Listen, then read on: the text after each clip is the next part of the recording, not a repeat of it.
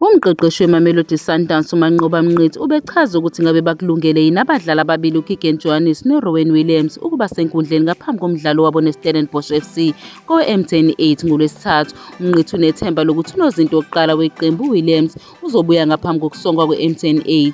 uWilliams ubenenkinga yokulimala ehlombe futhi waphuthelwa uhambo lwakamuva lwezinkunzi zaseTshwane olwandulela isizini e-Austria. Lo mdlalo ohamba phambili kuBafana Bafana wayengekho ngesikhathi bebhekene nePolokwane City FC emidlalweni ye-quarter final ye-M10 8 emasontweni amabili adlule.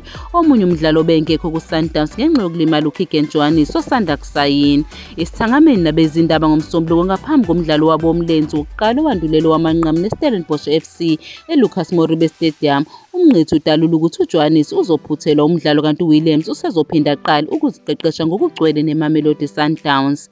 Mayelana noKeegan Johannes usaphumile kulo mdlalo ngoba ufike esanda kuhlinzwa neSuperSport United kusho Mnqithi, ngakho useduze kakhulu useqala ukuzilolonga enkundleni manje. Sethemba ukuthi mhlambe emasontweni ambalazayo uzoqala ukuzilolonga ngokuncintisana. uRowan naye usandele kakhulu manje uhamba ifiso sekuyindaba yesikhathi ngaphambi kokuthi abuye azoqeqeshwa ngokugcwele. Sethemba ukuthi mhlambe uma uNkulunkulu enathi emzukusaneni wesibili we-semi-final mhlawumbe angasabe khona, kwengeza uManqoba Mnqithi. Njengoba uWilliams eshiywe ngaphandle, unozinto ngumakade ebona uDennis Onyango nguyena obamba izintambo kuSundowns emdlalweni wabo wokuqala wesizini ka-2024-2025 nePolokwane City.